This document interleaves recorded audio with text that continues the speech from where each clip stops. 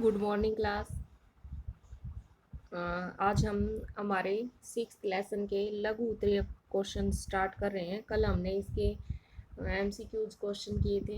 हमारा first question है, इतिहासकारों द्वारा धार्मिक परंपराओं के इतिहास के पुनर्निर्माण के लिए उपयोग किए गए विभिन्न स्रोतों को स्पष्ट कीजिए। आंसर है, धार्मिक परंपराओं के पुनर्निर्माण के लिए इतिहासकारों ने अलग अलग स्रोतों का सहारा लिया है। जैसे फर्स्ट पॉइंट है, प्रथम सहस्त्राब्दी के मध्य तक के प्रमुख स्रोत धार्मिक इमारतें हैं, जैसे कि स्तूप हैं, विहार हैं, मंदिर हैं। इनसे हमें जो इतिहासकार हैं उनको जानकारी प्राप्त होती है। ये इमारतें किसी विशेष धार्मिक विश्वास आचरणों के प्रतीक हैं और इस काल के जो अन्य धार्मिक विश्वासों का पुनर्निर्माण साहित्यिक स्रोत जैसे कि पुराणों के आधार पर भी किया जाता है। इसके अतिरिक्त ऐसे धार्मिक विश्वास भी हैं जो साहित्यिक तथा अन्य स्रोतों में धूमिल हैं। 8वीं से 18वीं शताब्दी तक के जो नए साहित्यिक स्रोतों में संत कवियों की रचनाएं शामिल हैं। इन्होंने इन रचनाओं में अपने आप को जनसाधारण की क्षेत्रीय भाषाओं में मौखिक रूप से व्यक्त किया है। इनमें से अधिकतर रचनाएं संगीतबद्ध हैं। संतों के अनुयायियों की कई पीढ़ियों ने उनके मूल संदेश को न केवल विस्तार किया है उनके मूल संदेश का, बल्कि राजनीतिक, सामाजिक और सांस्कृतिक संदर्भ में अनावश्यक लगने वाले विचारों को उन्होंने या तो बदल दिया या फिर त्याग दिया है। इस काल की सबसे प्रभावशाली विशेषता संभवतः यह है कि साहित्यिक और मूर्तिकला दोनों ही अनेक तरह के देवी देवता दिखाई देते हैं।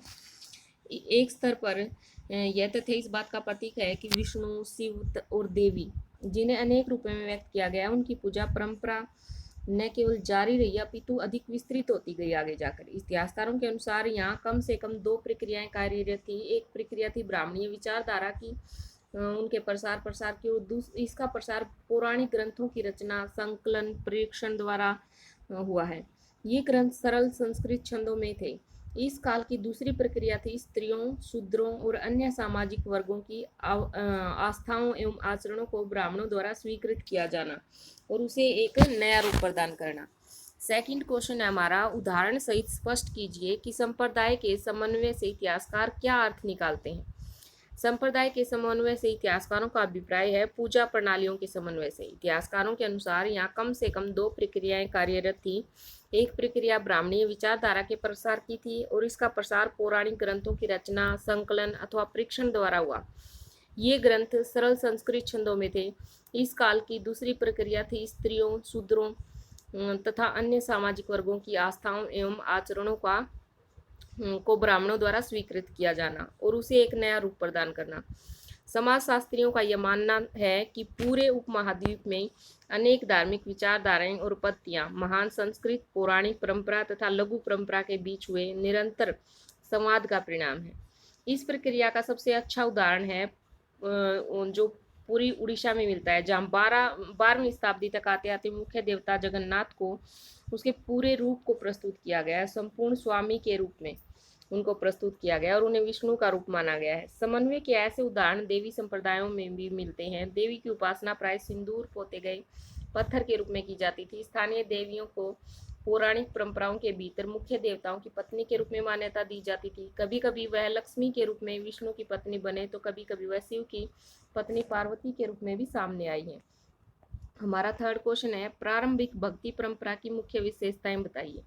आराधना के तरीके के क्रमिक विकास के दौरान संत कवि ऐसे नेता के रूप में उभरे जिनके इर्द गिर्द भक्तजनों का मेला लगा रहता था और इन्हीं के नेतृत्व में प्रारंभिक भक्ति आंदोलन चला। यद्यपि कई भक्ति परंपराओं में ब्राह्मण देवताओं तथा भक्तजनों के बीच महत्वपूर्ण बिचौलिए बने रहे, तो भी इन परंपराओं ने स्त्रियों तथा निम्न वर्णों को स्वीकृति प्रदान की। धर्म के इतिहासकार भक्ति परंपरा को दो मुख्य भागों में बांटते हैं, सगुण भक्ति और निर्गुण भक्ति। प्रथम वर्ग में शिव, विष्णु तथा उनके अवतार और देवियों की मूर्त रूप में उपासना शामिल है। निर्गुण भक्ति परंपरा में अमूर्त अथवा निराकार ईश्वर की उपासना की जाती है। हमारा नेक्स्ट क्वेश्चन है, अलवार और नैनार संत कौन थे, उनकी गतिविधियों का संक्षिप्त वर्णन कीजिए। अलवार और नैनार तमिलनाडु के भक्ति संत थे। प्रारंभिक भक्ति आंदोलन उन्हीं के नेतृत्व में चला था। अलवार विष्णु तथा नैनार शिव के भगत थे। वे स्थान स्थान पर ब्राह्मण करते रहते थे। तमिल भाषा में अपने इष्ट की स्तुति व भजन गाते रहते थे। अपनी यात्राओं के दौरान अलवारों और नैनारों के ने कुछ पावन स्थलों को अपने इष्ट निवास स्थल घोषित किया और इन्हीं स्थलों पर बाद में विशाल मंदिर बनाए गए और वे तीर्थ स्थल बन गए। इन मंदिरों में संत कवियों के भजनों को अनुष्ठानों के समय गाया जाता था। साथ ही इन संतों की प्रतिमाओं की भी पूजा की जाती थी। कुछ इतिहासकारों का मानना है कि अलवार और नैनार संतों ने जाति प्रथा तथा ब्राह्मणों के प्रभुत्व के विरुद्ध आवाज उठाई। कुछ सीमा तक यह बात सत्य प्रतीत होती है, क्योंकि भक्ति संत विविध समुदायों से थे, जैसे ब्राह्मण, शिल्पकार, किसान आदि। अलवार और नैनार संतों की रचनाओं को वेदों के समान महत्वपूर्ण बताकर इस परंपरा को सम्मानित किया गया। उदाहरण के लिए अलवार संतों के मुख्य काव्य संकलन नलयीरा दिव्य प्रबंधम का उल्लेख तमिल वेद के रूप में किया जाता है और इस प्रकार इस ग्रंथ का महत्व संस्कृत के चारों वेदों के समान बताया गया है। भक्ति परंपरा स्त्री भक्ति से किस प्रकार जुड़ी थी? उदाहरण दीजिए। संभवतः भक्ति परंपरा की सबसे बड़ी विशेषता इसमें स्त्रियों की उपस्थिति थी। उदाहरण के लिए अंडाल नामक एक अलवार स्त्री के भक्ति गीत व्यापक रूप से गाए जाते थे और आज भी गाए जाते हैं। अंडाल स्वयं को विष्णु की प्रियतमा मानकर अपनी प्रेम भावना को छंदों में व्यक्त करती थी। एक और स्त्री शिव भगत करईकाल अम्मयार ने अपने उद्देश्यों की प्राप्ति के लिए घोर तपस्या का मार्ग अपनाया और उसकी रचनाओं को नैनार परंपरा में सुरक्षित किया गया। भले ही इन स्त्रियों ने अपने सामाजिक कर्तव्यों का परित्याग किया, तो भी वे किसी वैकल्पिक व्यवस्था अथवा भिक्षुणी समुदाय का सदस्य नहीं बनी। इन स्त्रियों की जो जीवन शैली और रचनाओं ने पितृसत्तात्मक आदर्शों को चुनौती दी थी।